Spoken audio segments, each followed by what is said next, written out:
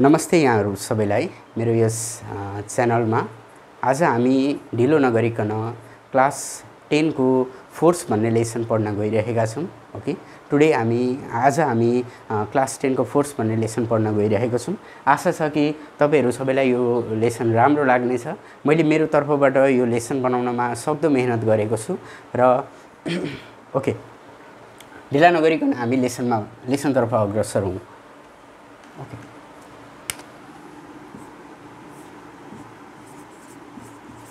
Force हामीले सानो कक्षामा पढेका थियौं कि फोर्स भनेको के हो। फोर्स भनेको एउटा यस्तो बल हो एउटा, हैन, जसले कुनै पनि अब्जेक्टलाई आफूतिर तान्न अथवा अरूतिर ठेल्नको लागि मद्दत गर्छ है। आफूतिर तान्न अथवा आफूतिर अरूतिर ठेल्नको लागि मद्दत गर्छ, त्यसलाई हामी फोर्स भन्छौं। In English we pronounce it force as it is a push or pull which may change the position of an object है।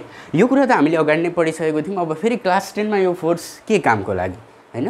किनभने कतिपय विद्यार्थीलाई के लाग्छ भने फोर्स चाहिँ क्लास 10 मा फेरि किन आयो? फोर्स हामीले 7 8 देखि पढ्दै गएका छौं। किनभने फोर्सलाई हामीले यो फोर्स भन्ने टर्मसँग हामीलाई 7 8 मा फ्यामिलियर गराइयो र फोर्सलाई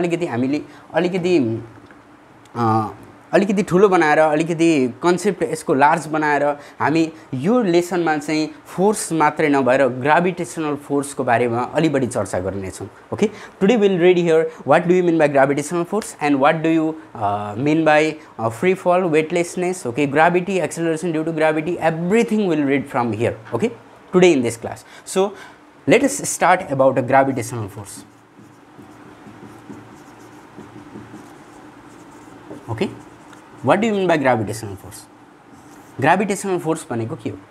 Okay, it is a force of attraction between any two object in the universe. Okay, यो युनिभर्स मा भएको कुनै पनि दुईटा अब्जेक्ट को बीचमा यदि फोर्स अफ एट्र्याक्सन हुन्छ, एट्र्याक्सन भनेको त्यो दुईटा अब्जेक्टले एकअर्कालाई तान्न खोज्छ, त्यो फोर्सलाई हामी ग्राभिटेशनल फोर्स भन्छौं। सपोज एउटा कुरा लिम, जस्तै मेरो यहाँ मैले यहाँ एउटा स्टोन राखेको छु, दुईटा स्टोनलाई नियर बाइ है।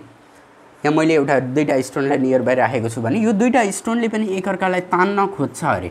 यो त देखिँदैन हाम्रो वास्तविक जीवनमा, it cannot be seen in our real life, but it happens. Okay, यो कुरा हुन्छ।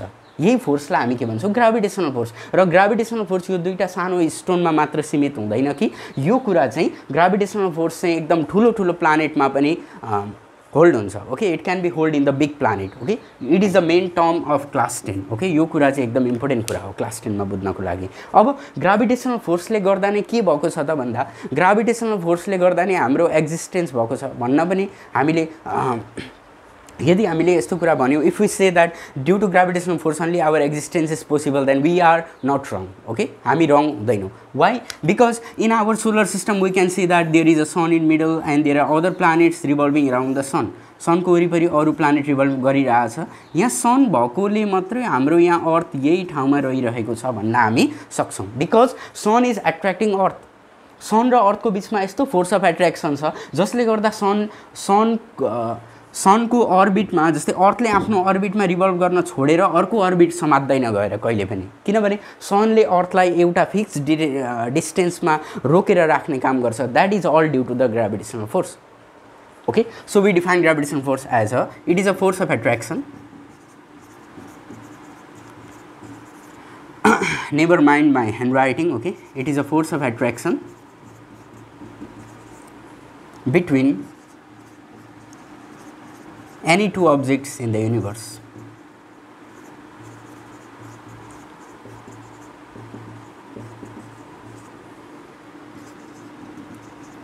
यो युनिभर्समा भएको कुनै पनि दुईटा अब्जेक्ट बीचको फोर्स अफ एट्र्याक्सनलाई नै हामी ग्राभिटेशनल फोर्स भन्छौँ।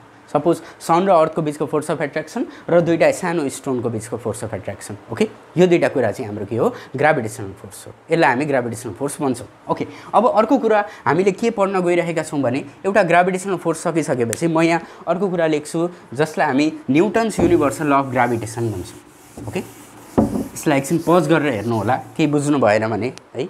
Newton's universal law of gravitation.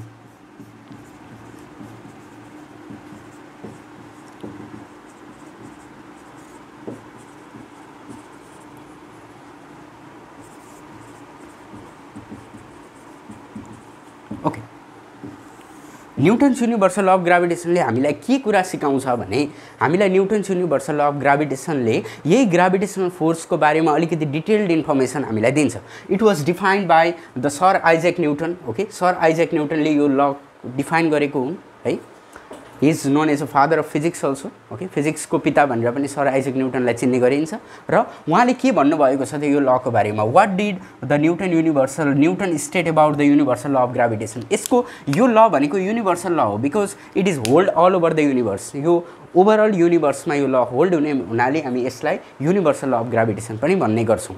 र वाट इज इट मिन, अब यसको ल के भन्छ त भन्दा it states that the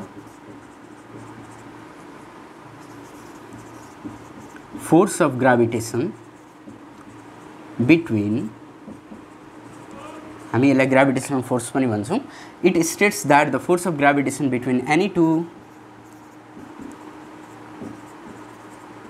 bodies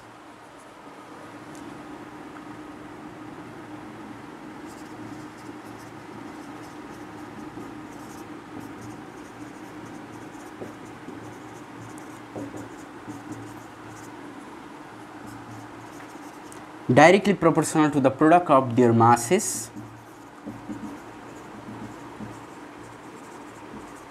and inversely proportional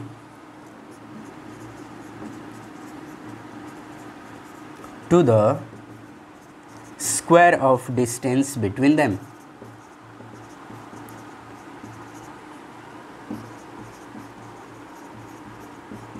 Okay, it is a little bit elaborated definition of that force of attraction.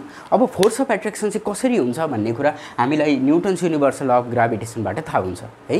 Newton's universal law of ग्राभिटेसनबाट हामीले के कुरा बुझ्छौँ भने the force of attraction, the force of gravitation or gravitational force between any two of bodies are directly proportional to the product of their masses. It means that force of gravitation is directly proportional to the product of their masses. यसलाई हामी equation 1 भनौँ। यदि कुनै पनि दुईटा मासको product धेरै आउँछ भने ग्राभिटेसनल फोर्स पनि धेरै हुनसक्छ, कुनै पनि दुईटा मासको प्रोडक्ट कम्ती आउँछ भने ग्राभिटेसनल फोर्स पनि कम्ती हुनसक्छ। ओके, यति कुरा हामीलाई यहाँबाट आयो। अब अर्को कुरो भनेको force is inversely proportional to the square of distance between them. भन्नुको अर्थ कुनै पनि दुईटा अब्जेक्ट यदि एउटा डी भन्ने डिस्टेन्स छ, डिस्टेन्स भनेको कस्तो हो भने डिस्टेन्स बिट्विन देयर सेन्टर भन्छौँ हामी। कुनै पनि दुईटा प्लानेट, कुनै पनि दुईटा अब्जेक्ट बिचको डिस्टेन्स बिट्विन देयर सेन्टरलाई हामी डी भन्छौँ है।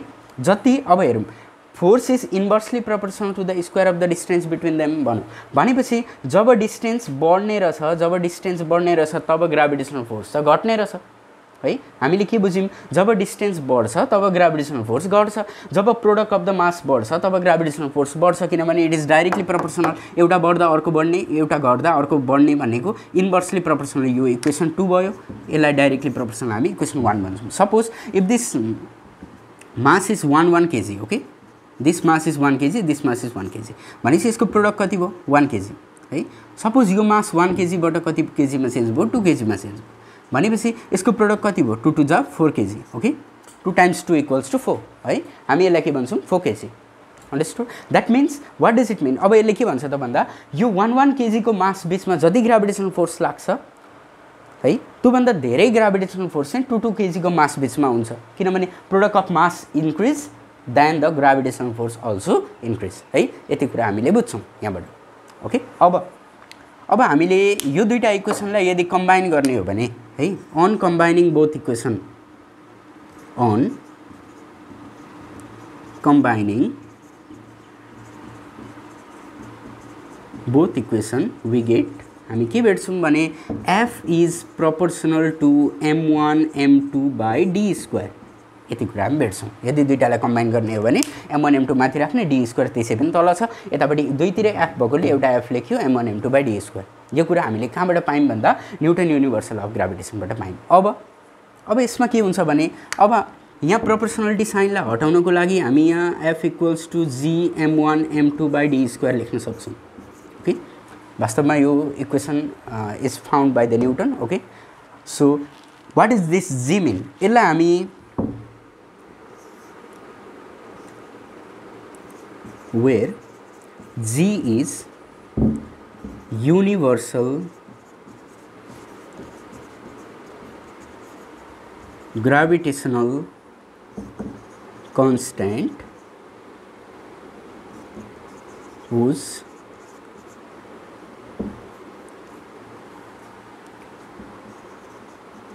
which has value 6.67 into 10 to the power minus 11 Newton meter square per kg square. kg को पावर माइनस 2 भन्नुको अर्थ kg तल गएर kg स्क्वायर भयो. यति कुरा चाहिँ यो g को भ्यालु हुन्छ.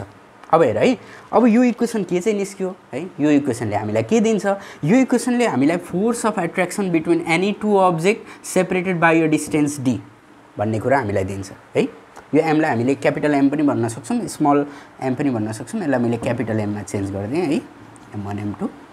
जेनरली हामी यो लार्ज मास को बीचमा हामी युज गर्ने गर्छौं. यसलाई हामी capital m capital m1 m2 भनेर भन्छौं. ओके,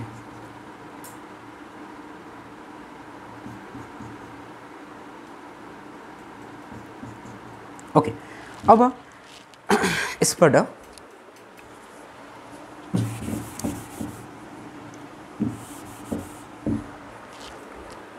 अब यो g लाई हामी डिफाइन गरौँ है. यो g भनेको नयाँ टर्म आयो, यसलाई हामी कसरी लेख्छौं यहाँ, how do we introduce this g in this equation is, हामीले यो प्रोपोर्सनालिटी कन्स्टेन्टलाई एउटा कुनै नम्बर, एउटा प्रोपोर्सनालिटी साइनलाई हटाउनको लागि जहिले पनि इक्वेसनमा प्रोपोर्सनालिटी कन्स्टेन्ट राख्नुपर्छ.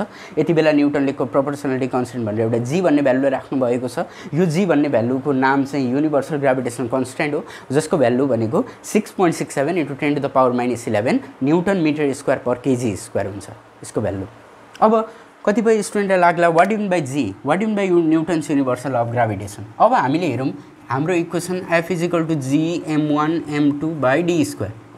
यदि कुनै पनि दुईटा मास छ है, कुनै पनि दुईटा मास छ जसको बीचमा चाहिँ डिस्टेन्स कति छ, 1 मिटर छ, यसको मास भनेको 1 केजी छ, यसको मास 1 केजी, यसको पनि मास 1 केजी छ. दुईटाको मास 1 केजी छ, यसको बीचको डिस्टेन्स भनेको 1 मिटर छ भने यसमा कति फोर्स लाग्छ त भन्दा F = g. अब m1 m2 भनेको 1 × 1 by 1 स्क्वायर भनेको F बराबर कति हुने रहेछ, g. भन्नुको अर्थ Newton's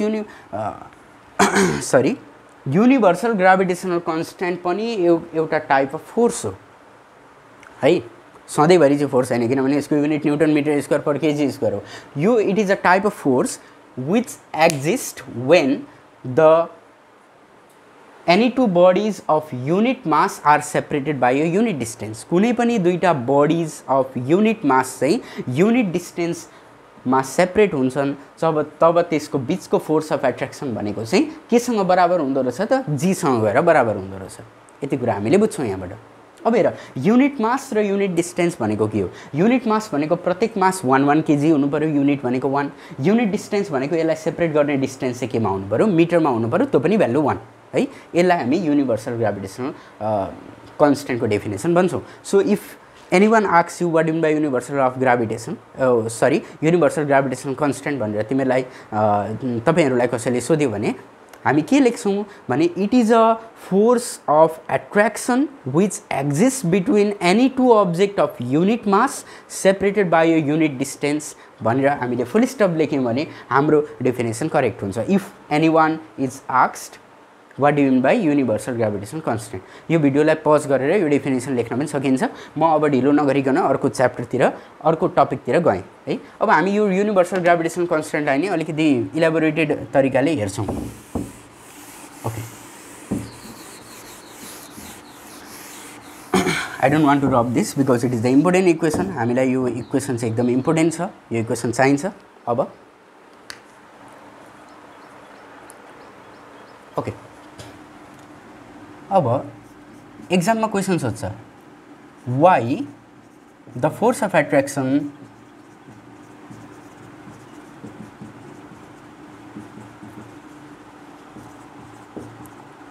between any two smaller objects are usually unnoticeable भन्छौं हामी.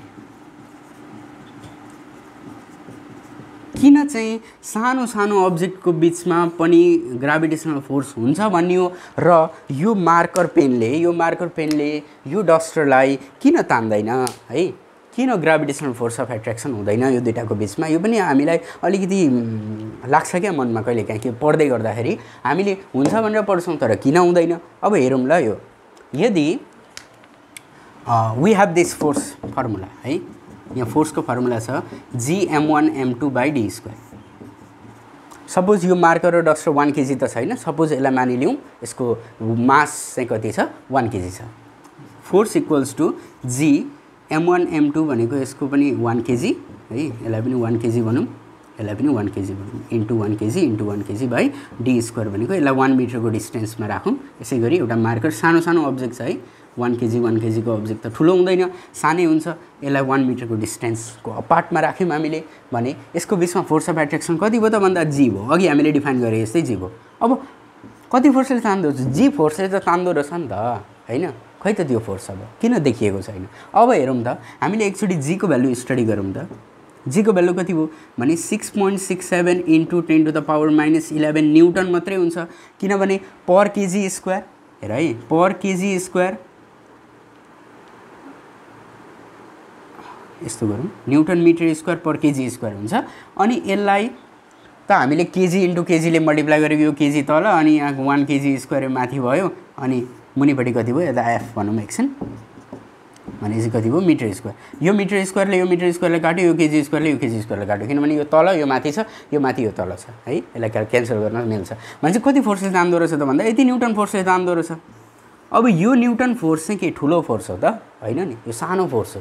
6.67 × 10⁻11 भनेको 0.0000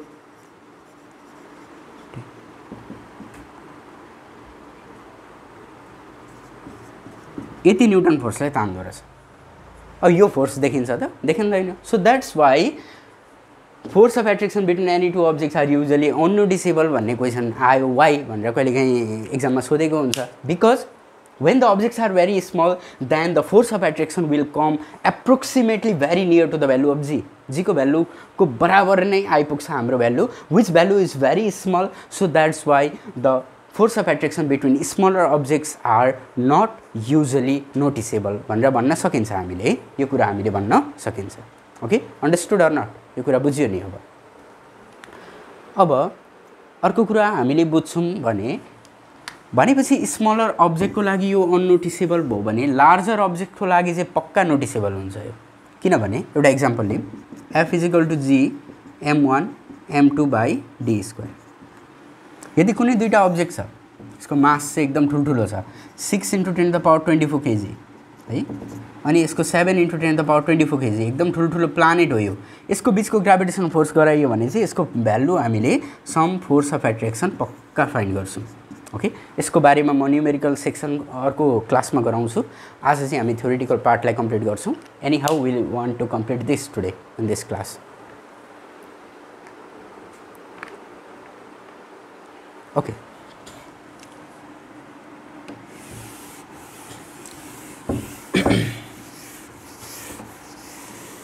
सानो रिभिजन पनि गर्दै जाउँ ल। अब हामीले अहिलेसम्म के पढ्यौँ त भन्दा फोर्सको डेफिनेसन हेऱ्यौँ, हाम्रो लेसनको नाम त फोर्स रहेछ। अब फोर्सले हामीलाई के सिकाउँछ भन्दा फोर्स भनेको त पुस अर पुल हो, एट्र्याक्सन फोर्स हो, कि त एट्र्याक्सन हो कि त रिपल्सन हो एकअर्काको बिचमा। अब यहाँ ग्राभिटेसनल फोर्सको कुरा भयो, ग्राभिटेसनल फोर्स भनेको त एट्र्याक्टिभ फोर्स हो जुन चाहिँ कुनै पनि दुईटा अब्जेक्टको बिचमा लाग्दो रहेछ। अनि त्यस पछाडि हामीले न्युटन युनिभर्सल अफ ग्राभिटेसन हेऱ्यौँ। न्युटन युनिभर्सल अफ ग्राभिटेसन एकछिन सोच्दाखेरि के बुझिन्छ भने न्युटन युनिभर्सल अफ ग्राभिटेसनले हामीलाई के कुरा सिकाउँछ, फोर्स भनेको प्रोडक्ट अफ माससँग डाइरेक्टली प्रोपोर्सनल हुन्छ र फोर्स भनेकै स्क्वायर अफ द डिस्टेन्ससँग इन्भर्सली प्रोपोर्सनल हुन्छ। f is inversely proportional to 1/d², f is directly proportional to m1 × m2। यति कुरा हामीले बुझ्यौँ। अब त्यतिको कुरा बुझिसकेपछि हामीले यो दुईटा फर्मुलालाई जेनरलाइज गर्ने, यो दुईटा प्रोपोर्सनालिटीलाई जेनरलाइज गर्दाखेरि हामीले एउटा formula by time f = Gm1m2/d², g को भ्यालु भनेको 6.67 × 10⁻11 न्युटन मिटर स्क्वायर पर kg² हो है। त्यति कुरा बुझिसकेपछि हामीले के हेऱ्यौँ भने यदि सानो अब्जेक्टमा ग्राभिटेसनल फोर्स अफ एट्र्याक्सन किन हुँदैन किनभने अब्जेक्ट सानो अब्जेक्टको मास सानो हुन्छ है because smaller object have a smaller mass and the gravitational force will be equal to okay approximately equal to the gravitational force will be approximately equal to the value of g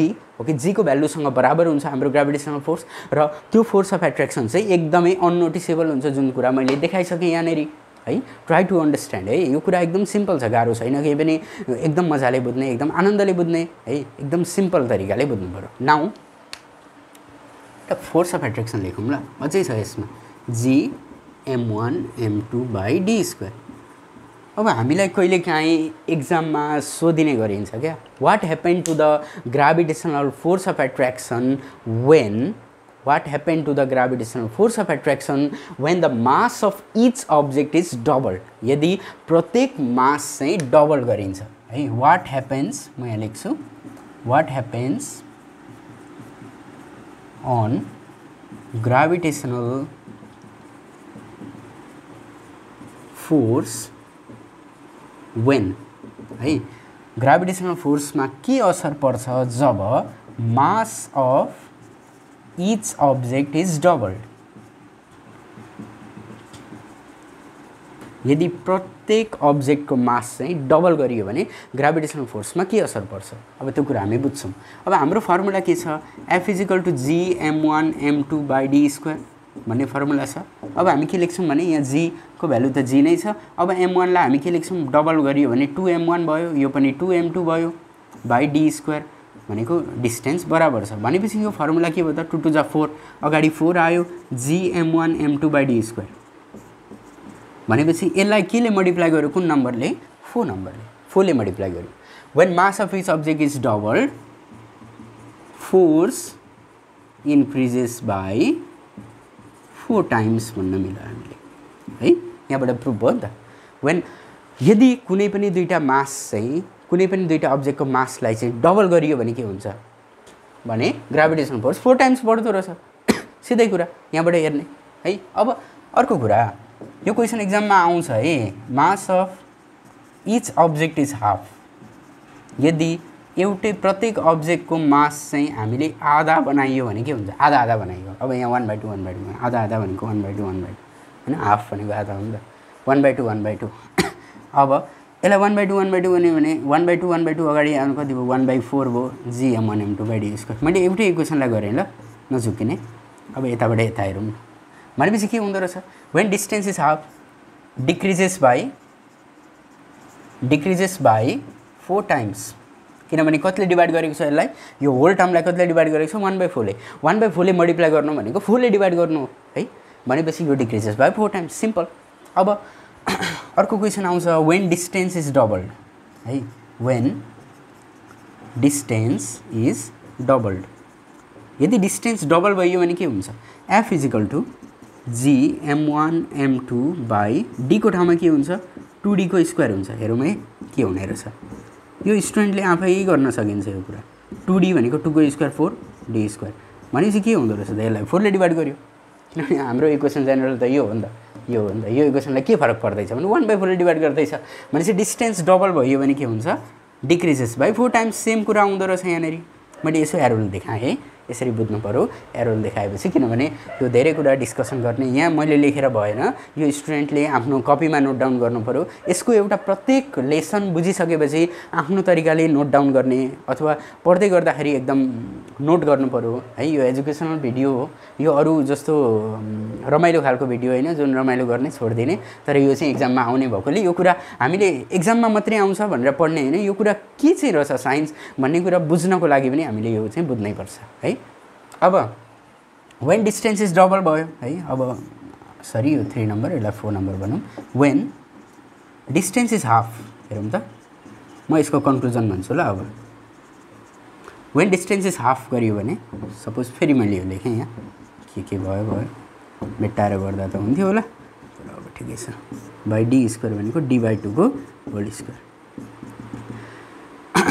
g m1 m2 by d square by 4 भनेपछि यो 4 माथि आउँछ 4 g m1 m2 by d square भनेपछि के भयो त यसलाई केले मल्टिप्लाई गर्यो 4 भनेपछि यहाँ के हुन्छ इन्क्रिजेस बाइ बाई 4 टाइम्स। हामीले के चाहिँ गर्दैछौँ भन्ने कुरो हो, कुनै पनि दुईटा अब्जेक्टको मासलाई हामीले अगाडि जति छ हामीलाई थाहा छैन, अगाडि जति मास हुँदा जति फोर्सले तान्दै थियो, यदि यसको मास चाहिँ 2 गुणा बनाउने, जस्तै 1 केजीको ठाउँमा 2 केजी प्रत्येकलाई है, प्रत्येक 1 केजी थियो भने 2 केजी बनाउने, 4 केजी थियो भने 8 केजी बनाउने, ओके 4 केजी थियो भने 8 केजी बनाउने। अब यसको के हुन्छ त भने कति फोर्सले तान्दो रहेछ त भन्दा 4 टाइम्स इन्क्रिज हुँदो रहेछ। अगाडि यदि सपोज 10 न्युटन फोर्सले तान्दै थियो भने अब यो मासलाई डबल मात्रै बनाउने हो भने यसले कति न्युटन फोर्सले तान्दो रहेछ? 40 newton. Okay, don't be confuse because we have a proof here. Okay, मैले यहाँ प्रुफ गरेको थिएँ, अगाडि पज गरेर एकचोटि हेर्न पनि सकिन्छ, रिवाइन्ड गरेर हेर्न पनि सकिन्छ है, it is up to your wish. अब यति कुरा बुझ्यो। अब if the mass of each object is half, प्रत्येक अब्जेक्टको मासलाई चाहिँ आधी बनाइदिने भने के हुन्छ? हेरौँ त, यहाँ आधी आधी बनाउँदा कति टाइम्सले डिक्रिज हुँदो रहेछ? यो अब्जेक्ट अब 8 केजी थियो भने आधी बनाउनु 4 केजी बनाउनु पऱ्यो, 8 केजीको थियो भने 4 केजीको बनाउने है, 6 केजीको थियो भने 3 केजीको बनाउने। अब यो कुरा भयो भने के हुन्छ? हामी यसलाई के भन्छौँ? 4 टाइम्स डिक्रिज हुँदो रहेछ। 40 थियो भने 10 हुन्छ, अब ब्याक आउँछ। यो कुरा भयो। अब when the distance is double, यहाँ मैले डबलको मात्रै कुरा गरेको छु, यहाँ ट्रिपल, 4 टाइम्स, 5 टाइम्स जे भन्ने पनि यो फर्मुलामा ट्याक हाल्ने अनि निकाल्ने है। यो कुरा चाहिँ स्टुडेन्टले गर्न सकिन्छ। जसरी मैले गरेँ त्यही तरिकाले आफूले प्र्याक्टिस पनि गर्नु पऱ्यो अलिकति। अब वेन डिस्टेन्स इज डबल, जब डिस्टेन्स डबल गरियो भने के हुन्छ? जब डिस्टेन्स डबल गरियो भने ग्राभिटेसनल फोर्स कति टाइम्सले गर्दो रहेछ? 1/4 टाइम्सले डिक्रिजेस बाई 4 टाइम्स। यहाँ हामीले हेरिसक्यौँ है। डिस्टेन्स भन्नुको अर्थ जस्तै यो जति डिस्टेन्समा छ, यो 5 मिटर डिस्टेन्समा छ भने अब यो दुईवटा अब्जेक्टलाई मैले 10 मिटर डिस्टेन्समा राखेँ। 10 मिटर डिस्टेन्समा राखेँ भने जति पर गयो डिस्टेन्स इन्क्रिज भयो। डिस्टेन्स इन्क्रिज हुँदा त अघि हामीले हेरिसक्यौँ force is inversely proportional to square of the distance. भन्नुको अर्थ डिस्टेन्स इन्क्रिज भयो भने फोर्स त अभियसली घट्ने रहेछ। यति कुरा बुझ्यो। म अलि सायदै अलि छिटो नै जाँदैछु होला, तर यो कुरामा चाहिँ के हुने भने एकदम स्योर हुने है। डिस्टेन्स जब डबल भयो भने के हुन्छ? डिस्टेन्स डबल भयो भने gravitational force decreases by 4 times. When the distance is half then the increases by 4 times है। जब डिस्टेन्स जति नजिक आयो त्यति बढी फोर्सले तान्दो रहेछ, जति मास बढी भयो त्यति बढी फोर्सले तान्दो रहेछ, जति मास कम्ती भयो त्यति कम्ती फोर्सले तान्दो रहेछ। यो कुरालाई तिमीहरूले एक्सप्लानेसन गरेर फर्दर कम्पेरिटिभ तरिकाले इङ्ग्लिसमा डिफाइन गर्न पनि सकिन्छ है। You can do that, I hope so, because you are a class 10 student. It will not be such difficulties to express this all answer in English. Okay, एउटा answer चाहिँ म दिन्छु तिमीहरूलाई, हेरौँ है। What happens on the gravitational force when the mass of his object is double? Okay, अब according to the formula of gravitational force, हेर है, कतैबाट हामीले फ्याक्टलाई जोड्नुपर्छ। कसरी हाम्रो एन्सर आउँदैछ? Fact, which will catch the fact. According to the Newton universal of gravitation when the mass of each object is double then यो 2 भयो, यो 2 भयो। सपोज यो दिमागमा क्यालकुलेसन गर्ने, किनभने सबै थोक गर्न यो रफमा गरेर देखायो, अझै गरेर देखाइदियो भने त अझै दामी मार्क्स पाइयो है। जति गरेर देखाइन्छ एक्सप्लेन, तर कहिलेकाहीँ एक्जाममा 1 मार्क्समा सोधिदिन्छ, त्यसो हुँदाखेरि हामीले भ्याइँदैन त भन्न है। जस्तो यहाँ गरेर यसरी नै प्रुभ गरेर देखायो भने आहा यो स्टुडेन्टले त मजाले गरेको रहेछ, मजाले बुझेको रहेछ, अनि यो स्टुडेन्टलाई मार्क्स दिउँ भन्ने हुन्छ। अनि त्यसो हुँदाखेरि मार्क्स टक्क 2मा 2, 4मा 4। कतिपय स्टुडेन्टले के हुन्छ भने 4 मार्क्सको एक्जाम गरेको हुन्छ अनि आउँछ 3-2, किनभने एन्सर करेक्ट हुँदैन क्या। According to the formula of gravitational force when the mass is double we can get that the value of force, okay, gravitational force will be increase by 4 times because whenever we so where is the process. यहाँ छ, मैले यहाँदेखि यो 2-2 बनाएको थिएँ अघि मैले, यो 2-2 बनाउँदाखेरि कति भयो? 2-2 जा 4, 4 टाइम्सले इन्क्रिज भयो। यसै गरी देखाउने। अब तिमीहरूलाई के सोध्छ भने कहिलेकाहीँ यसरी पनि सोध्नु थियो, वेन मास इज डबल्ड है, किनभने एससीको एक्जाममा जे पनि हुनसक्यो। When the mass is double and distance is half, हेर है, डिस्टेन्स इज हाफ। हेरौँ न एकचोटि ल, यो भने के छ र, आखिरी हामीलाई दिइहाल्छ F = g(m1m2/d²). यदि मास डबल भयो भने यो 2m1 2m2 भनेपछि अगाडि 4 गयो, पक्का भयो। यहाँबाट अगाडि हामीले हेऱ्यौँ, सपोज ल यहाँ 2m1 2m2 by distance is half भनेको छ भनेपछि d² लाई हामी के लेख्न सक्छौँ? d/2 को होल स्क्वायर लेख्न सक्छौँ। भनेपछि कति भयो? यसलाई यतापट्टि ल्याऊँ ल, ठाउँ त अलिक पुगेन। 2 जा 4, 4 अगाडि आयो, g(m1m2/d²/4 भयो। अब यो d²/4 लाई हामी के लेख्न सक्छौँ? यो 4 त माथि आउँछ, किनभने 4 टाइम्स g(m1m2/d²) इन्टु 4/d² लेख्न सक्यो है। यो 4 अगाडि आयो भने चाहिँ कति भयो 16 टाइम्स gm1 m2/d²। यदि कुनै पनि अब्जेक्टको मासलाई डबल बनाइयो र डिस्टेन्सलाई हाफ बनाइयो, हेर है, मासलाई डबल बनाइयो डिस्टेन्सलाई हाफ बनाइयो, मासलाई डबल बनाइयो भने 4 टाइम्स इन्क्रिज भयो, डिस्टेन्सलाई हाफ बनायो भने 4 टाइम्स अझै इन्क्रिज भयो भनेपछि 4 जा कति टाइम्स भयो 16 टाइम्स त इन्क्रिज हुने रहेछ। यति कुरा हामीले प्रष्ट बुझ्छौँ। I hope you are looking this. Okay, यो कुरामा नछेलियोस् भनेर म अलिकति यता आइरहेको छु। ओके, अब यसलाई धेरै ढिलो नगरिकन बुझ्ने कुरा बुझ्दै जाउँ, लेख्ने कुरा लेख्दै जाउँ है, अनि च्याप्टर पनि कम्प्लिट त गर्नै पर्यो, छोडेर त भएन। ओके,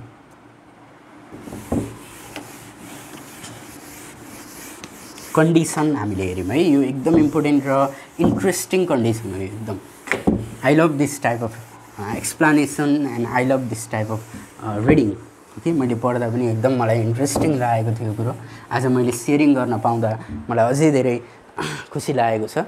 अब हामीले बुझ्छौँ ग्राभिटी। ग्राभिटी भनेको के हो? हामीले पढ्दै आएको छौँ सानो क्लासदेखि ग्राभिटी। ग्राभिटी भनेको के हो? अब यहाँ हेरौँ, ग्राभिटी भन्ने बित्तिकै न्युटनलाई सम्झिन्छौँ हामी, न्युटनको एप्पल है। कतिपय स्टुडेन्टले त भन्छन् न्युटनको एप्पलले नै हामीलाई ग्राभिटी भन्ने कुरा सिकाएको हो। अब ग्राभिटी भनेको के हो? द फोर्स बाई विच है, the force by which earth attracts every object towards its centre is known as gravity. Okay, अर्थले मात्रै होइन अरू प्लानेटले पनि त हान्छन्, तर यहाँ हामी अर्थकै कुरा लेखौँ किनभने अर्थमा मात्रै त हुँदैन। It is the force by which earth attracts every objects towards its center. Okay, कुनै पनि अब्जेक्टले, कुनै पनि ठुलो अब्जेक्टले सानो अब्जेक्टलाई आफूतिर तान्ने फोर्सलाई नै हामी के भन्छौँ? ग्राभिटी है, ग्राभिटी। अब ठुल्ठुलो अब्जेक्ट छ भने चाहिँ के हुन्छ? Gravitational force. त्यही ग्राभिटेसनल फोर्सको भ्यालु भनेको एउटा के हो? ग्राभिटी हो। जस्तै अब हेरौँ है, ग्राभिटीको भ्यालु भनेको हामीले it is the force by which earth attract every object towards its centre. यदि अर्थले कुनै पनि अब्जेक्टलाई आफ्नो सेन्टरतिर तान्दैछ भने त्यसलाई हामी के भन्छौँ? ग्राभिटी भन्छौँ। ओके, अब हेरौँ है, अर्थको ग्राभिटी कति हो त? अर्थको ग्राभिटी कति छ? हामीले यही फर्मुलालाई हालेर हेर्ने, जी क्यापिटल एम, अब अर्को एम चाहिँ स्मल लेख्छु है, बाई r² लेख्छु।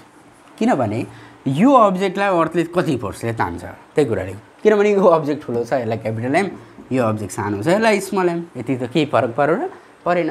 यो क्यापिटल एमको ठाउँमा मासै हो, दुईवटा कुरा।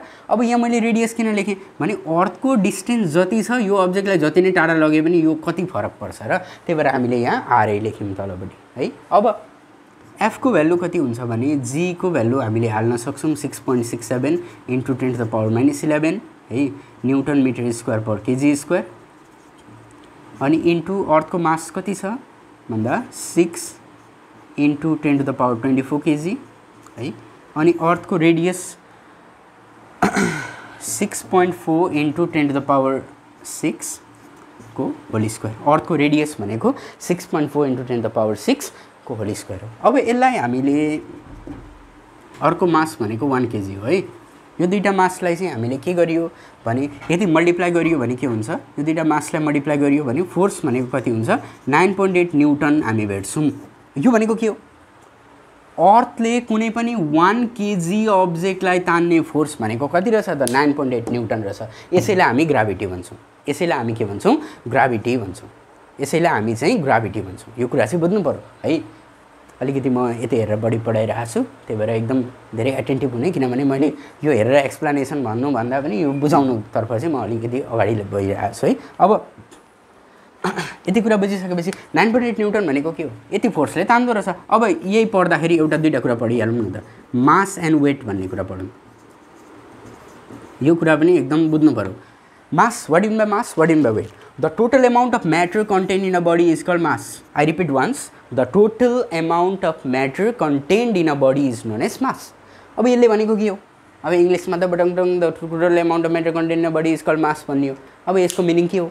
यसको मिनिङ हामीले बुझ्दा जस्तै यो मार्कर पेन है, यो मार्कर पेन एउटा बडी हो the total amount of mass content in a body the total amount of matter sorry मासको डेफिनेसन हुँदैछ मासै भन्यो भने त कहाँ भएर the total amount of matter content in a body is known as mass यो मार्कर पेन बनिनको लागि कति प्लास्टिक युज भयो कति भित्रपट्टि फर्म युज भयो किनभने त्यो मार्कर इङ्क एब्जर्ब गर्न फर्म चाहियो हैन कति मेटेरियल युज भयो त्यसलाई हामी मास भन्छौँ the total amount of matter एकदम प्र्याक्टिकली बुझ्ने है the total amount of matter content in a body is called mass finished अब वेट भनेको के हो मास र वेट एकदम डिफ्रेन्ट कुरा हो है जस्तै मासको एसआई युनिट हामी केजी भन्छौँ है यसको एसआई युनिट केजी अब वेटको एकछिन डिफाइन गर्नुपर्ने यसको एसआई युनिट के हुन्छ केजी जस्तै हामीलाई कसैले हामीलाई मम्मीले घरमा भन्नुहुन्छ go and bring 1 KG potato from the market भन्यो अब हामी वेट सम्झिन्छौँ त्यसलाई तर त्यो वेट एक्चुअली होइन बिम ब्यालेन्सबाट मेजर हुने कुरा चाहिँ सबै मास हुन्छ है मास मेजर हुन्छ बिम ब्यालेन्सबाट अब हामी के बुझ्छौँ भने mass is the total amount of matter content body हामीले 4 केजी 5 केजी पोटेटो ल्यायो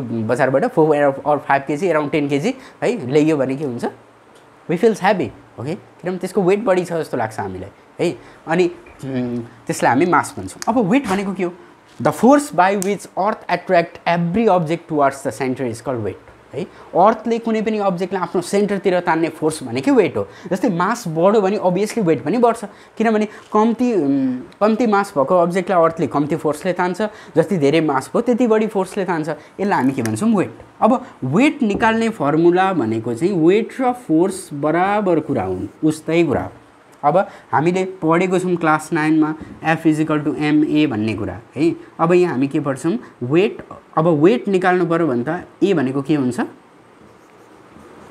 ग्राभिटी हुन्छ अब ma को ठाउँमा मासलाई केले मल्टिप्लाई गर्छ ग्राभिटीले मल्टिप्लाई गर्छ अब यो दुईटा कुरा के हो वेट हो अब एउटा कुरा लिऊँ न त जस्तै फर एन एक्जाम्पल हामीसँग कुनै पनि अब्जेक्ट छ मास 1 केजी को अब्जेक्ट छ यसको वेट कति हुन्छ अर्थमा हैन अर्थमा यसको वेट कति हुन्छ यो कुरा हामी फाइन्ड गरौँ अब हेरौँ 1 केजी अब्जेक्टको वेट कति हुन्छ त अर्थमा वेट भनेको m * g है यसलाई स्मल m बनाऊँ किनभने 1 केजी स्मल हो जे बनाए पनि भयो यो स्मल क्यापिटल नजुकिने m * g भनेको 1 केजी * ग्राभिटी कति छ अर्थमा 9.8 मिटर पर सेकेन्ड स्क्वायर अब हेर 1 * 9.8 भनेको 9.8 KG metre per second square अब यसलाई न्युटन लेखियो किनभने फोर्स को युनिट फोर्समै पढ्दाखेरि यदि KG metre per second square आयो भने चाहिँ हामीले न्युटन लेख्नुपर्छ है भन्ने कुरा जान्छौँ कि हामी यो जस्तै Newton per metre square pressure पढ्दाखेरि न्युटन पर मिटर स्क्वायर लेख्दाखेरि चाहिँ हामी के भन्छौँ त्यसलाई न्युटन पर मिटर स्क्वायर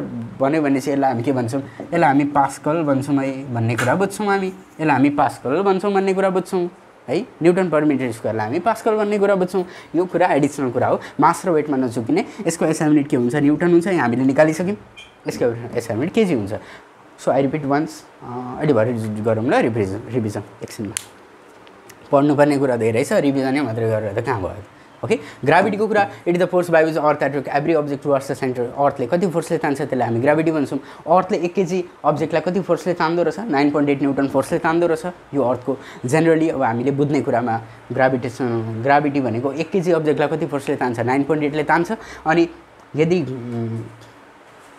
यो त के हो यो वेट पनि त्यही हो वेट भन्नुको अर्थै त्यही हो आखिर वेट भनेकै अर्थले कति फोर्सले तान्छ भन्ने कुरै हो it is the force by which earth attract every body towards its centre भनेको ग्राभिटी हो यो ग्राभिटीलाई इन्डाइरेक्टली हामी वेट पनि भन्छौँ है कति अब्जेक्टलाई कति फोर्सले तान्छ त्यही हो वेट जस्तै यो डस्ट मार्करलाई कम्ती फोर्सले तानिरहेछ यो यसलाई पनि कम्ती फोर्सले तानिरहेछ तर यस्तै मार्कर र डस्टर चाहिँ 1000 वटा भयो भने उचाल्न सकिन्छ त सकिँदैन होला किनभने त्यसलाई त्यसको मास बढी छ अभियसली त्यसको वेट पनि बढी हुन्छ किनभने weight is directly proportional to mass हेरौँ है कुनै पनि इक्वेसनलाई यसरी हेरेर क्लियर हुनुपर्छ हामी अब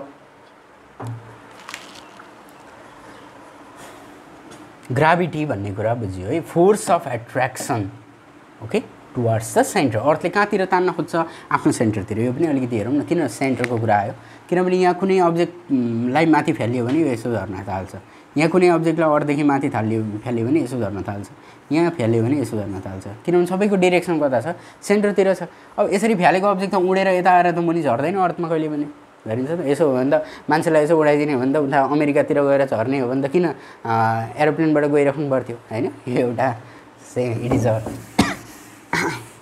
थिङ टु अन्डरस्ट्यान्ड है ल अब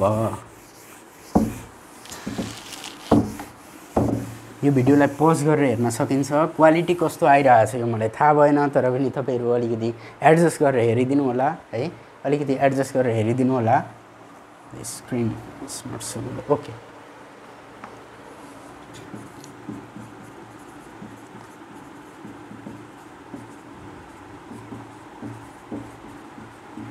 एक्सिलरेसन ड्यू टु ग्राभिटी यसलाई हामी स्मल जीले रिप्रेजेन्ट गर्छौँ ओके आयो कुरा है एक्सिलरेसन ड्यू टु ग्राभिटी हामीले धेरै ठुल्ठुलो कुरा त डिस्कस गरिसक्यौँ अब सानो कुरा छ एक्सिलरेसन ड्यू टु ग्राभिटी यो कुरा हामीले पढ्दै आएको कुरा हो अब हामीलाई थाहा छ अर्थले कुनै पनि अब्जेक्टलाई आफूतिर तान्छ है अहिलेकै कुरा ल्याउँ न किनभने सबै कुरा यो ग्राभिटेसन फोर्समै गएर अड्किएको छ क्या कुनै पनि अब्जेक्टमा माथि भ्याल्यु ल यो अब्जेक्ट तल झर्छ अर्थतिर किन तल झर्छ किनभने यो अब्जेक्टले अर्थलाई आफूतिर तान्न सक्दैन नि त किनभने यो दुईटाको बिचमा पनि फोर्स अफ एट्र्याक्सन छ कति फोर्सले तान्दो रहेछ समथिङ फोर्सले तान्दो रहेछ अब समथिङ फोर्सले ताने भने यो फोर्स अफ एट्र्याक्सन त्यही F is equal to g(m)2/d स्क्वायरले दिन्छ है डिस्टेन्स कति छ रेडियस लिन्छौँ हामी किनभने यो डिस्टेन्स नेग्लिजिबल हो अर्थ एकदम ठुलो छ यो जति नै फ्याले पनि अर्थको रेडियस भन्दा धेरै त हुने होइन यो एकदम 1-2 मिटर 3-4 मिटर धेरै होला 100 मिटरसम्म हामीले माथि फ्याल्न सक्छौँ होला तर यो कुनै डिभाइसको युज गरेर है यति गरियो भने कुनै पनि अब्जेक्ट अर्थतिर तल झर्दैछ यो कुरा बुझ्ने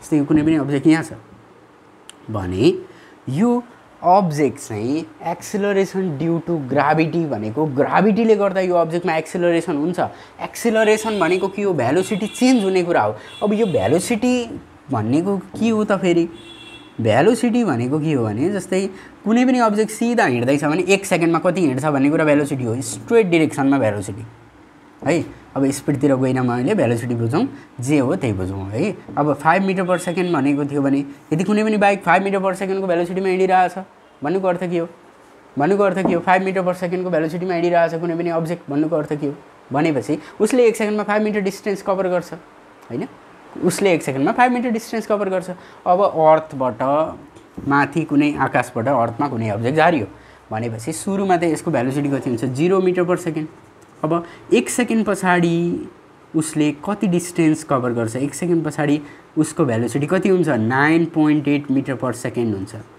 उसको भेलोसिटी बढ्यो किनभने अर्थले 9.8 न्युटनले तानिरहेछ यसको भेलोसिटी कति भयो 9.8 मिटर पर सेकेन्ड भयो अब अर्को 1 सेकेन्डमा के हुन्छ त भन्दा अर्को 1 सेकेन्डमा यसको भेलोसिटी कति हुन्छ 19.6 मिटर पर सेकेन्ड हुन्छ हेर त भेलोसिटी कतिले बढ्दैछ प्रत्येक सेकेन्ड 0 देखि 9.8 गयो 9.8 माइनस 0 भनेको 9.8 मिटर पर सेकेन्ड भेलोसिटी कतिले इन्क्रिज भयो 9.8 ले इन्क्रिज भयो यहाँदेखि यहाँ जाँदा कतिले इन्क्रिज भयो 9.8 ले इन्क्रिज भयो भनेपछि अर्कोचोटि जाँदाखेरि हामीले 19.6 मा हामीले कति जोड्छौँ 9.8 जोड्छौँ 14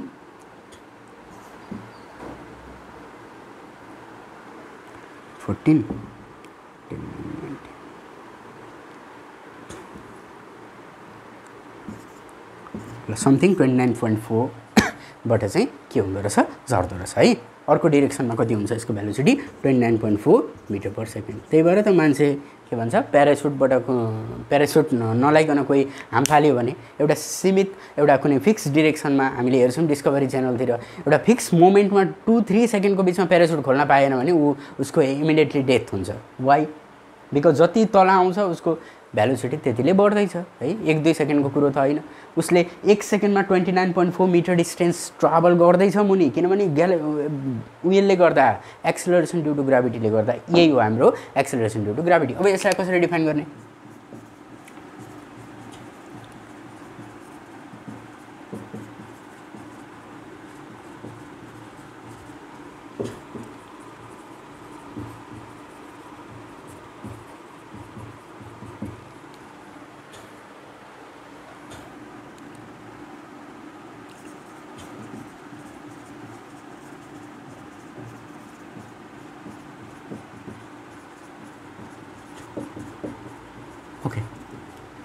The acceleration produced on a freely falling body or object on the surface of Earth or any planet is known as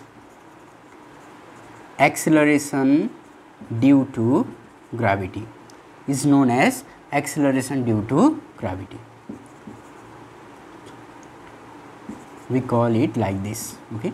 यसलाई हामी acceleration due to gravity भन्छौँ हेर त कुनै पनि अब्जेक्ट चाहिँ अर्थतिर झर्ने क्रममा पहिला एरोप्लेनमा थियो होला किनभने यो त मुनि आउने त 0 छ नि त उसको एरोप्लेनमा बसिरहेछ अनि त्यसरी उसले आम फाल्यो भने सुरुमा 9.8 भयो त्यसरी 19.6 भयो 29.4 भयो त्यसमा अगेन 9.8 9.8 9.8 गर्दै गर्दा प्रत्येक सेकेन्ड उसको भेलोसिटी बढ्दैछ भनेपछि उसले ट्राभलिङ गर्ने डिस्टेन्स पनि प्रत्येक सेकेन्ड बढ्दैछ भने के हुन्छ उसको एक्सेलरेसन कति भयो त प्रत्येक ठाउँमा हामीले हेर्ने हो भने 9.8 छ एक्सेलरेसन भन्ने कुरा बुझ्छौँ। अब यति कुरा बुझिसकेपछि हामीले के बुझ्नु पर्यो भने अब एक्सेलरेसन ड्यू टु ग्राभिटी भनेको 9.8 छ है यसको भ्यालु चाहिँ हामीले 9.8 मिटर पर सेकेन्ड स्क्वायर है यसको भ्यालु निकाल्न हामी फर्मुला युज गर्छौँ एउटा फर्मुला भनेको के हो gm/r²। यो भनेको एक्सेलरेसन ड्यू टु ग्राभिटी निकाल्ने फर्मुला हो। अब यहाँ g को भ्यालु के हो यसै अर्थको एक्सेलरेसन ड्यू टु ग्राभिटी कति छ भन्ने कुरा हामीले निकाल्नु पर्यो भने g भनेको newton universal of gravitation m भनेको मास अफ अर्थ r भनेको रेडियस अफ अर्थ। अघि मैले लेखेँ मास अफ अर्थ कति थियो 6 × 10⁻24 केजी थियो है अनि रेडियस अफ अर्थ कति थियो भने 6.4 × 10⁻6 मिटर थियो है। जहिले पनि यो मास र रेडियसलाई मिटरमा राख्नु पर्यो एसआई युनिटमा राख्नु पर्यो किनभने हामीलाई यो एसआई युनिटमा दिएकोले क्यान्सल गर्न सजिलो हुन्छ। कहिलेकाहीँ मासलाई ग्राममा दिएको छ भने यसलाई किलोग्राममा लानु पर्यो कहिलेकाहीँ यो डिस्टेन्सलाई अथवा रेडियसलाई किलोमिटरमा दिएको छ भने त्यसलाई मिटरमा चाहिँ लानु पर्यो हामीले यति कुरा बुझ्नु पर्यो है। अब g = gm/r²। यति कुरा हामीले बुझ्यौँ। अब के हुन्छ त एक्सेलरेसन ड्यू टु ग्राभिटी चाहिँ अर्थमा फरक पर्छ कि पर्दैन यसलाई के कुराले फरक पार्दो रहेछ भन्ने कुरा हामी बुझौँ न अलिकति। यसलाई के कुराले फरक पार्छ भने due to the shape of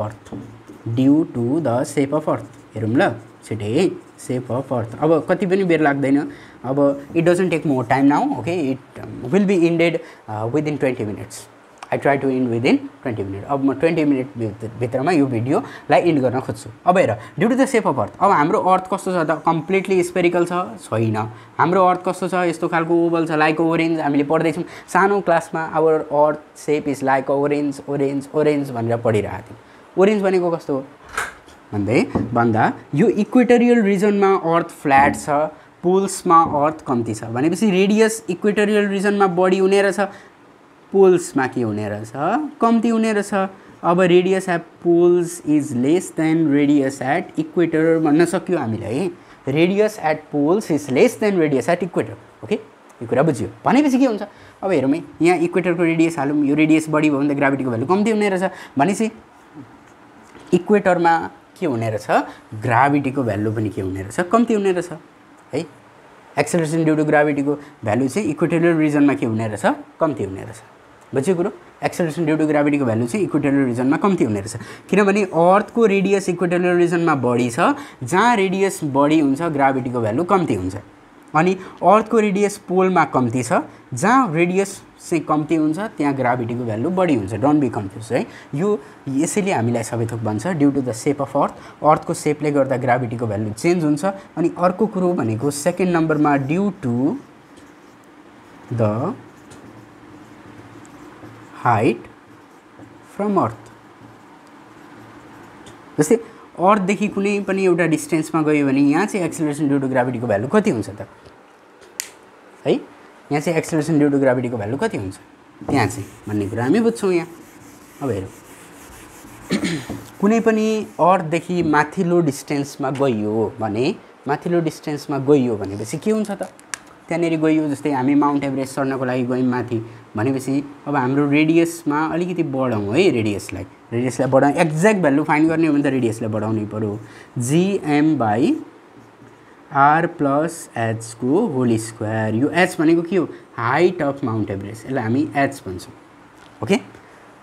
अब हेर यदि हामी कुनै पनि माउन्ट एभरेस्ट चढ्न गयौँ अथवा माउन्ट कञ्चनजङ्घा माउन्ट लोत्से है जुनै पनि माउन्टेन हामी यदि चढ्न गयौँ भने ओके यति कुरा भयो भने के हुन्छ r+h को होल स्क्वायर हुन्छ भनेपछि रेडियस बढ्दैछ है मुनिपट्टिको कुरा बढ्दैछ माथि जाँदा भनेपछि ग्राभिटी के हुँदो रहेछ कम्ती हुँदो रहेछ ओके। कति कम्ती हुन्छ त भन्ने कुरा हामीले यहाँ अब के गर्ने gm को भ्यालु हाल्ने r को भ्यालु हाल्ने प्लस 8848 गर्ने किनभने यति मिटर त जोड्नु पर्यो नि त यो जोडेर होल स्क्वायर गर्ने अनि एन्सर निकाल्ने कति हुँदो रहेछ ग्राभिटीको भ्यालु निक्लिन्छ है ओके। ग्राभिटी पनि पोलमा के हुने रहेछ त ग्राभिटी अर्थको पोलमा के हुने रहेछ रेडियस कम्ती ग्राभिटी बढी इक्वेटरमा के हुने रहेछ रेडियस बढी ग्राभिटी कम्ती हुने रहेछ यति कुरा बुझ्यो है। अब यसको एक्ज्याक्ट भ्यालु भनेको पोलमा सायद 9.78 होला है, इक्वेटरमा सायद 9.83 होला समथिङ, यस्तै कति भ्यालु छ, अलिकति फरक छ। यो तिमीहरूको अलिकति बुकमा हेरेर यो डाटा चाहिँ लिने है। Still I am guessing here. Okay, now another third नम्बरमा ड्यू टु द डेप्थ। अब कति स्टुडेन्टलाई यो लाग्छ अर्थको तलपट्टि जाने हुन्छ ग्राभिटी कति हुन्छ, यहाँदेखि तल जाने भने ग्राभिटी कति हुन्छ, 9.8 त हुँदैन होला, के हुने रहेछ भन्ने कुरा लाग्छ। अब यो फर्मुलाले चाहिँ त्यो कुरा क्याल्कुलेसन गर्न हामीलाई दिँदैन है, यो फर्मुलाले हामीलाई त्यो क्याल्कुलेसन गर्न दिँदैन। अब हामी यहाँ के बुझ्छौँ भने यसको लागि gravity at the certain depth, gravity at the certain depth भनेको के हुन्छ, ग्राभिटी एट द सर्फेस है 1 माइनस डी बाई आर। कति डेप्थको लागि हामी क्याल्कुलेट गर्दैछौँ त्यसलाई आरसँग डिभाइड गर्ने र 1 देखि घटाउने, अनि त्यसले एक्चुअल ग्राभिटीलाई मल्टिप्लाई गर्छ। एक्चुअल ग्राभिटी भनेको 9.8 हो। अब हामी कति डिस्टेन्समा जाँदैछौँ, सपोज यहाँदेखि 100 मिटर तल गयौँ, 100 मिटर तल गयौँ भने यहाँ के लेख्नु पऱ्यो, 1 माइनस 100 बाई कति लेख्ने, आरको भ्यालु कति हुन्छ त्यति लेख्ने है। त्यति लेखिसकेपछि के हुन्छ, आरको भ्यालु कति हुन्छ त्यसलाई जीले मल्टिप्लाई गर्छ। यो जीको भ्यालु अवश्य पनि के आउँछ, कम्ती आउँछ, किन 1 देखि घट्यो नि त। जीले 1 लाई मल्टिप्लाई गर्यो भने जी भन्छ जी, भनेपछि के भयो, सर्टेन डेप्थमा भ्यालु जी हुन सक्ने भयो है, यदि जीले कतिलाई पनि मल्टिप्लाई गरेको थिएन। अब यहाँ आर थियो भने के हुन्थ्यो, अब हेर है, यदि कसरी बुझौँ भने जी 1 माइनस आर बाई आर, किनभने यो चाहिँ कहाँको लागि भयो त, अर्थको अगाडिको सर्फेसको लागि भयो। सर्फेस भनेको कति हुन्छ, आर बाई आर काटेपछि कति भयो, 1 माइनस 1 भनेपछि ग्राभिटी एट सर्टेन डेप्थ भनेको ग्राभिटीसँग बराबर हुने भयो है। ओके, त्यता कुरा नजाऊँ किनभने यो फर्मुलाले त्यो कुरा त दिँदैन रहेछ, किनभने कतिपय कुरा मलाई चेक गर्न पनि मन लाग्छ कि पढ्दै जाँदाखेरि। अब हेर, किनभने त्यो कुरा त यसले दियो नि त, डेप्थको लागि स्पेसल फर्मुला यो हो भने डेप्थकै लागि हामीले यो फर्मुला लिनु पऱ्यो है। 1 minus D by R, 1 minus D by R गर्दा के भयो भने डी को भ्यालु, यदि डी बाई आरको भ्यालु समथिङ आयो भने 1 देखि घटेपछि जीको भ्यालु अभियसली डिक्रिज हुन्छ, जीडीको भ्यालु अभियसली डिक्रिज हुन्छ, किनभने 9.8 ले समथिङ 0.75 लाई मल्टिप्लाई गरियो भने के हुन्छ, अभियसली कम्ती हुन्छ नि त 1 लाई मल्टिप्लाई गर्नुभन्दा, बुझ्यो। त्यही भएर कुनै पनि डेप्थमा जाँदा पनि अर्थको एक्सेलरेसन ड्यू टु ग्राभिटी के हुँदो रहेछ, घट्दो रहेछ भन्ने कुरा बुझ्छौँ हामी। ओके, यहाँबाट के बुझ्यौँ भने अर्थको एक्सेलरेसन ड्यू टु ग्राभिटीको भ्यालु जीएम बाई आर स्क्वायरबाट हामीले निकाल्यौँ। जीएम बाई आर स्क्वायरबाट अर्थको ग्राभिटीको भ्यालु कति निस्क्यो भने 9.8 मिटर पर सेकेन्ड स्क्वायर हामीले निकाल्यौँ है। यो कुरा भोलि पनि हुनसक्यो, यो मैले तिमीलाई बुझाइदिएँ, तिमीले यो गर्न पनि सकिन्छ। भोलि पर्सि म एउटा क्लास लिएर आउँछु न्युमेरिकल सेक्सनको लागि, न्युमेरिकल सेक्सनमा हामी यो डिस्कस गर्छौँ। अनि due to the shape of earth, due to the shape of earth the radius is more at equator, so gravity is less at equator, radius is less at pole, so the gravity is more at pole। यति कुरा हामीले conclusion यहाँबाट draw गऱ्यौँ। यदि कुनै पनि हामी हाइटमा जाँदैछौँ भने हाइटमा गयौँ भने रेडियस बढ्ने भयो, रेडियस बढ्ने भयो भने रेडियस प्लस हाइट बढ्ने भयो भने यो बढ्ने भयो भने अभियसली ग्राभिटीको भ्यालु कम्ती। So whenever we want to go at the certain height from the earth then the radius, the gravity will be decreased। Okay, gravity चाहिँ एकदम घट्ने रहेछ भन्ने कुरा बुझ्छौँ। अब ड्यू टु द डेप्थ, अब हामी अर्थदेखि भित्र जाँदैछौँ समथिङ डेप्थमा भने के हुन्छ त, ग्राभिटीको भ्यालु त्यति बेला पनि घट्ने रहेछ है, त्यति बेला बढ्दैन। यो कुरा चाहिँ बढ्छ होला कि भन्ने कुरो चाहिँ नसोच्ने, त्यति बेला बढ्दैन रहेछ भन्ने कुरा बुझ्नु पऱ्यो। अब हामी एकदमै नजिकतिर छौँ लेसनको कम्प्लिसन, किनभने all the lesson should be occupied in 1 class. Okay, एउटै क्लासमा सबै लेसनलाई अकुपाई गर्न को लागि अलिकति टाइम त चाहिन्छ नै, त्यो टाइममै लागेको हो। ओके, त्यही भएर एकदम ध्यान दिएर सुन्ने। अब हामीले पढ्छौँ फ्री फल है। फ्री फल भनेको के हो, फ्री फल भनेको के हो, कुनै पनि अब्जेक्टलाई मैले यो अर्थमा झारिदिएँ है, कुनै पनि अब्जेक्टलाई मैले यो अर्थमा झारिदिएँ भने के हुन्छ, त्यो अब्जेक्ट आनन्दले झऱ्यो भने फ्री फल। तर मैले कुनै एउटा कोइन झारेँ एकतिर फेदर झारेँ है, एकतिर पेपर झारेँ, ल एकतिर पेपर र एकतिर कोइन झारेँ भने कुन छिटो झर्छ, अभियसली कोइन छिटो झर्छ होइन, कोइन छिटो झर्छ पेपर ढिलो झर्छ। वाइ पेपर कम्स लेट भन्ने कुरा चाहिँ फ्री फलको अध्ययन ग्यालिलियो भन्ने साइन्टिस्टले है द लिनिङ टावर अफ पिसामा गएर फेदर र कोइन एक्सपेरिमेन्ट गरेर हेर्नुभयो। ओके, उहाँले यो कुरा हेर्दाखेरि के भेट्नुभयो भने अरे पेपर चाहिँ ढिलो झर्छ अनि कोइन चाहिँ छिटो झर्छ भन्ने कुरामा उहाँको ध्यान गयो है। त्यो कुरा त हामीले अहिलेसम्म वास्ता गरेको छैनौँ है, त्यो कुरा हामीले अहिलेसम्म हेरेका छैनौँ। वाइ डज दिस फ्री फल इज ह्यापनिङ, ओके। अब यो फ्री फल त होइन त्यो, अब त्यो कन्डिसन चाहिँ अपोजिट अफ फ्री फल हो, किनभने त्यहाँ एयर छ। उहाँले के पत्ता लगाउनु भयो भने त्यहाँ एयर छ, एयर भएकोले के भयो भने एयर भएकोले पेपरलाई उडाइदियो, त्यही भएर पेपर चाहिँ ढिलो झऱ्यो। र कोइन चाहिँ के भयो, एयरको रेजिस्टेन्स भनेको एयरले चाहिँ मुनि आउन दिँदैन क्या, पेपरलाई मुनि आउन दिँदैन, अपोजिङ फोर्स लगाउँछ, त्यसलाई हामी रेजिस्टेन्स भन्छौँ, स्टप गर्ने फोर्सलाई रेजिस्टेन्स भन्छौँ। तर कोइनमा त्यति धेरै एयर रेजिस्टेन्स लागेको थिएन, पेपरमा धेरैभन्दा धेरै एयर रेजिस्टेन्स लागेको थियो, त्यही भएर अब्जेक्ट ढिलो झऱ्यो। अब यो फ्री फलको कन्डिसन चाहिँ अब ग्यालिलियोले यदि फेदर र कोइन एक्सपेरिमेन्ट चाहिँ गएर भ्याक्युममा गर्दा के भयो त भन्दा भ्याक्युममा गएर गर्दा के भयो भने कोइन र फेदर चाहिँ एकै समयमा तल झऱ्यो, ओके। एकै समयमा कोइन र फेदर चाहिँ तल झऱ्यो। यसलाई हामी के भन्छौँ, फ्री फल भन्छौँ, किनभने यहाँ एयर छैन, भ्याक्युमभित्र एयर हुँदैन, एयर नभएको हुनाले के भयो, यहाँनेरि फ्री फल भयो, ओके। अर्थमा चाहिँ के हुन्थ्यो भने फेदर र कोइन झार्दाखेरि के भयो, अर्थको एयरको रेजिस्टेन्सले गर्दा के भयो, फेदर चाहिँ ढिलो झऱ्यो, उड्दै झऱ्यो, कोइन चाहिँ के भयो, एकदम छिटो झऱ्यो। Coin falls faster in earth because there is air to give the resistance to paper more in comparison to coin. कोइनलाई पनि दिन्छ, तर कोइनको आफ्नो मास भएकोले, आफ्नो वेट भएकोले चाहिँ छिटो तल झर्छ, फेदरको आफ्नो वेट कम्ती भएकोले ढिलो झर्छ, ओके। यो कुरा बुझ्यो। अब फ्री फल भनेको के हो,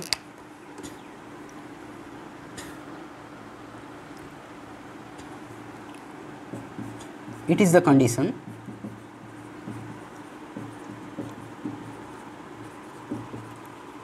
at which an object falls freely without any air resistance भन्छ। एयरले गर्दा रोक्न सक्ने क्यापेबिलिटी हुन्छ, त्यही भएर फ्री फललाई हामी के भन्छौँ, एउटा यस्तो कन्डिसन हो जहाँ अब्जेक्ट आनन्दले झरोस्, फ्रीली झरोस्, विदाउट एनी एयर रेजिस्टेन्स, केहीले पनि त्यसलाई स्टप नगरोस्, एकदम झरोस्। के कारणले झरोस् त भन्दा ड्यू टु ओन्ली ग्राभिटीको कारणले मात्रै झरोस्, तर एयरको कारणले नरोकियोस् भन्ने कुरा फ्री फल हो। अब हामीले अलिकति कन्डिसन बुझ्छौँ, कन्डिसन फर फ्री फल, ओके। अब कन्डिसन भनेको के हो त भन्दा फर्स्ट कन्डिसन, फ्री फल त जेनरली हुँदैन, हामीले यी फेदर र कोइन झार्यौँ, यी पेपर र कुनै एउटा पेन झार्यौँ है, स्टुडेन्टसँग जेनरली हुने पेपर र पेन झार्यौँ भने के हुन्छ, पेपर ढिलो झर्छ, पेन छिटो झर्छ। तिमीले ट्राई गरेर हेरे पनि हुन्छ। अब द कन्डिसन्स फर फ्री फल है, कन्डिसन्स फर फ्री फल हुनलाई के हुनु पर्यो भने फर्स्ट कन्डिसन के हुनु पर्यो त, फ्री फल हुनलाई no air resistance, okay. There should not be air resistance. अनि अर्को object should fall under gravity, object चाहिँ ग्राभिटीको अन्डरमा मात्रै झर्नु पर्यो, अरू केहीले झार्नु भएन। ग्राभिटीको अन्डरमा एकदम आनन्दले झर्नु पर्यो, फ्रीली झर्नु पर्यो, okay. That is called a free fall. It is the condition at which the object falls freely without any air resistance and the condition required for free fall are no air resistance, there should not be any air resistance. यसलाई elaborate गर्ने, object should fall freely under the ग्राभिटीको फोर्सले गर्दा नै object के हुनु पर्यो, freely झर्नु पर्यो। यति कुरा फ्री फल हो। अब फ्री फल बुझिसकेपछि हामीले वेटलेसनेस भन्ने कुरा बुझ्नु पर्यो अलिकति है। वेटलेसनेस भन्ने कुरा बुझ्नु पर्यो। वेटलेसनेस भनेको के हो, जब अब्जेक्टको वेट चाहिँ 0 हुन्छ त्यति बेला हामी वेटलेसनेस भन्छौँ। कसरी पोसिबल छ अब्जेक्टको वेट 0, यसलाई डिफाइन गरौँ न। It is the condition at which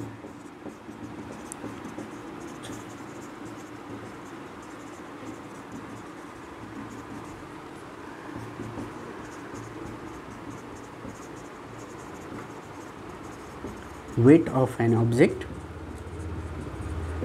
it is the condition at which the apparent weight of an object becomes 0 is known as weightlessness. अब के हुन्छ त, कुनै पनि अब्जेक्टको वेट 0 हुन सक्छ, इमेजिन गरेर त वेटलेसनेस हुन सक्छ। It is the condition at which the apparent weight of the object becomes 0 भन्नुको अर्थ कुनै पनि अब्जेक्टको हामी वेट मेजरिङ डिभाइस राख्छौँ, जस्तै टेक्ने डिभाइस हुन्छ एउटा, यहाँ एउटा ह्युमन बिङ छ है, एउटा पर्सन छ, उसले आफ्नो खुट्टाको मुनि चाहिँ के रहेछ वेट मेजरिङ डिभाइस राखेको छ भने यो वेट मेजरिङ डिभाइसले उसको वेट कति देखाउनु पऱ्यो, 0 देखाउनु पऱ्यो। यो कन्डिसन हुनसक्छ? हुन्छ। एउटा कुरा तिमीले याद गरेको छ, यसको कन्डिसन हेरौँ न है। यसलाई हामी वेटलेसनेस भन्छौँ। एपेरेन्ट वेट है, apparent weight of an object become 0 भनेको उसको वेट चाहिँ कस्तो हुनु पऱ्यो, सिम्स टु बी 0 0 जस्तो देखिनु पऱ्यो उसको वेट है। अब यसलाई हामी वेटलेसनेस भन्छौँ। एउटा भनेको के हुनु पऱ्यो कन्डिसन है, म यहाँ कन्डिसन्स लेख्दैछु, कन्डिसन्स फर वेटलेसनेस। वेटलेसनेसको लागि कन्डिसन के हो त भन्दा अब्जेक्ट है there should not be any gravity। एउटा त ग्राभिटी हुनु भएन। हामीले देखेको छौँ एस्ट्रोनटहरू स्पेसमा जाँदा पुरा हावामा उडिरहेको हुन्छ, उनीहरूको वेटै हुँदैन जस्तो भइरहेको हुन्छ किनभने त्यहाँ ग्राभिटी छैन है। एउटा कुरा चाहिँ त्यो। अनि अर्को कुरो भनेको के हो भने सेकेन्ड नम्बरको पोइन्ट भनेको object should fall freely under gravity. Under gravity, ग्राभिटीको अन्डरमा मात्रै कुनै पनि अब्जेक्ट फ्रिली झर्नु पऱ्यो। जस्तै यो फेदर र कोइनलाई भ्याक्युममा आनन्दले झारियो भने यसको के हुन सक्यो वेटलेसनेस हुन सक्यो। यति कुरा बुझ्छौँ हामी है। वेटलेसनेस भन्ने कुरा कि त ग्राभिटी हुनु भएन कि त ग्राभिटी छ भने एयर रेजिस्टेन्स हुनु भएन, फ्रिली त्यो झर्नु पऱ्यो, फ्री फलको कन्डिसन हुनु पऱ्यो वेटलेसनेसमा है। यति कुरा बुझ्छौँ। जस्तै सरी अब हामी के बुझ्छौँ भने यो हामी कुनै एउटा लिफ्टमा चढ्दैछौँ है, हामी कुनै एउटा लिफ्टमा चढ्दैछौँ, लिफ्टलाई 9.8 मिटर पर सेकेन्ड स्क्वायरको एक्सेलरेसनमा तल झारियो भने के हुन्छ, हामीलाई चिङ्ग हुन्छ, एकदम हाम्रो वेटलेसनेस भयो जस्तो, हाम्रो वेटै छैन जस्तो हुन्छ। कहिले काहीँ रोटेपिङ खेल्दा पनि त्यस्तै हुन्छ हामीलाई। अब हेर त यति बेला कुनै पनि अब्जेक्ट छ यहाँ अब्जेक्टलाई पनि अर्थले 9.8ले तान्दैछ, लिफ्ट पनि 9.8ले जाँदैछ भनेपछि यो पनि 9.8ले मुभ हुँदैछ भनेपछि यो अब्जेक्ट यो म्यानले यहाँ मुनिपट्टि हेर्ने हो भने उसको वेट कति देखाइरहेको हुन्छ, मुनिपट्टि 0 देखाइरहेको हुन्छ। तर रेस्टको बेलामा होइन, जब के हुन्छ फ्री फल हुन्छ। जब यहाँबाट कुनै मान्छेले आम्फाल्यो है एयरमा, फर एन इक्जाम्पल, हामी त कसैले पनि फाल्दैन एयरबाट है। अब कुनै पनि मान्छेले आम्फाल्यो भने के हुन्छ, मुनिपट्टि हामीले वेट मेजरिङ डिभाइस लगेर राखेको हुन्छौँ भने त्यो वेट मेजरिङ डिभाइस पनि त 9.8मा कुदिरहेको हुन्छ, मान्छे पनि 9.8मा कुदिरहेको हुन्छ, खुट्टाले त छोकै हुँदैन। त्यही भएर एन्सर कति हुन्छ 0। छोए पनि त्यो दुइटै बराबर झर्ने भएर त्यसको वेट कति हुन्छ 0 हुन्छ। त्यसलाई हामी वेटलेसनेस भन्छौँ। Okay, I hope it is clear up to here. Now we are very near to the our work. Okay, अब एउटा कुरा बुझ्छौँ हामी। अब एक दुईवटा क्वेसनको डिस्कसन गरौँ। क्वेसनको डिस्कसन गर्दा हामीले के बुझ्छौँ भने अब एउटा कुरा हाम्रो फ्री फल त पढियो। फ्री फल भनेको एयर रेजिस्टेन्स बिना हुने कुरा हो। एयर रेजिस्टेन्स जब हुँदैन तब फ्री फल हुन्छ।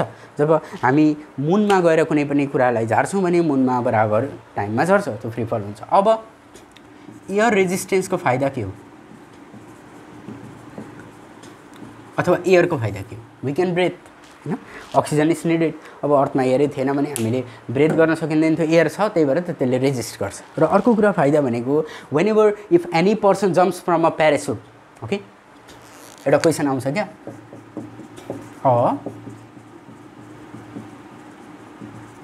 प्यारासुटिस्ट डज नट गेट हर्ट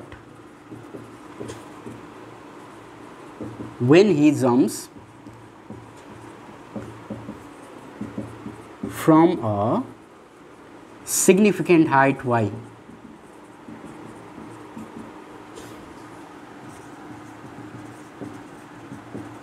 यो क्वेसन प्रोबेबल क्वेसन एक्जाममा आउनु पर्यो। अब parachutist does not get hurt when it jumps from a significant height y.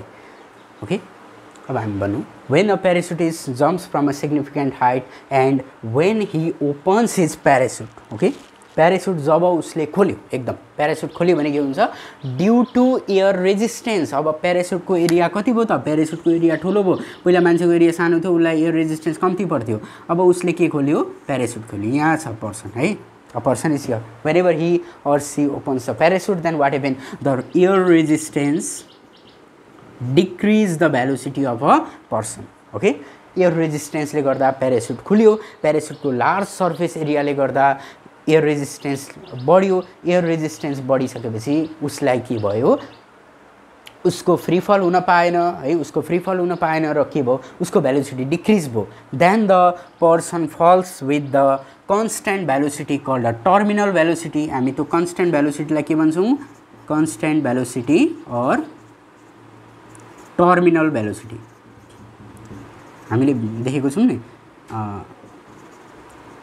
कुनै पनि अब्जेक्ट चाहिँ प्यारासुट लगाएर झारियो भने के भयो उसको भेलोसिटी कन्स्टेन्ट हुन्छ, बिस्तारै झर्छ, त्यसलाई हामी कन्स्टेन्ट भेलोसिटी हो टर्मिनल भेलोसिटी भन्छौँ। यो के को कारणले भएको, ड्यू टु एयर रेजिस्टेन्स है। एयर रेजिस्टेन्सको फाइदा पनि छ, हामीले मुनमा गएर प्यारासुट खोल्न थाल्यौँ भने प्यारासुट खोल्दैन अनि मान्छे अब मुनमा पनि धेरै ग्राभिटी त हुँदैन, मुनमा भनेको अर्थभन्दा कति ग्राभिटी हुन्छ 1/6 टाइम्स लेस हुन्छ है।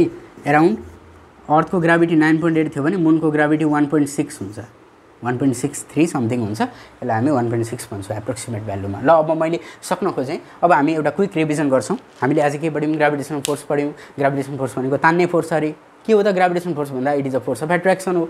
ग्राभिटेसन फोर्स भनेको फोर्स अफ एट्र्याक्सन हो which attract any two object है।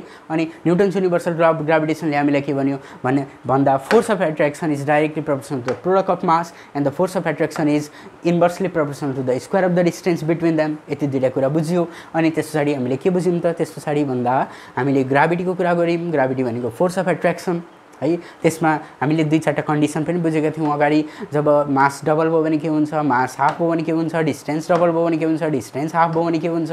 अनि हामीले ग्राभिटीको कुरा बुझ्यौँ। ग्राभिटी भनेको फोर्स अफ एट्र्याक्सन, ग्राभिटी कसरी निकाल्ने भन्ने कुरा बुझ्यौँ। अनि एक्सेलरेसन ड्यू टु ग्राभिटीको बारेमा बुझ्यौँ, एक्सेलरेसन ड्यू टु ग्राभिटी कसरी निकाल्ने भन्ने कुरा बुझ्यौँ। यति कुरा बुझ्यौँ। अनि त्यस पछाडि बुझ्ने क्रममा हामीले के बुझ्यौँ त भन्दा फ्री फल बुझ्यौँ, वेटलेसनेस बुझ्यौँ, अनि फ्री फल र वेटलेसनेसको कन्डिसन बुझ्यौँ। अनि आएर हामीले यो च्याप्टरलाई आज यही ठाउँमा इन्ड गर्ने विचार गऱ्यौँ है। अब मैले यो पढाएको डिस्कसन तपाईँहरूलाई कस्तो लाग्यो, यदि राम्रो लाग्यो भने लाइक गरिदिनु होला, यदि नराम्रो लाग्यो भने केही कमेन्टहरू सुधार गर्नुपर्ने कमेन्टहरू दिन सक्नुहुन्छ। र if you can share this video to the needy person, okay, to the needy students who want to learn during this time by sitting at home, then you can obviously share this video and help me to make my work success, and in coming days I will bring my video. Okay, म मेरो video लिएर आउने नै छु पक्कै पनि। अब अरू च्याप्टरमा पनि हामी भिडियो बनाउने छौँ र यो भिडियो मन परेको खण्डमा शेयर गरिदिनु होला र मेरो च्यानललाई सब्स्क्राइब पनि गरिदिनु होला। यदि मन पर्यो भने, मन परेन भने ठिकै छ, हेर्नु होला र अरूलाई शेयर पनि गर्न सकिन्छ। केही फिडब्याक छ, मैले सुधार गर्नुपर्ने भने कमेन्ट बक्समा लेखिदिनु होला। र यति भन्दै म आजको भिडियोलाई एकदम इन्ड गर्न चाहन्छु। यहाँहरू सबैलाई मेरो नमस्ते, धन्यवाद।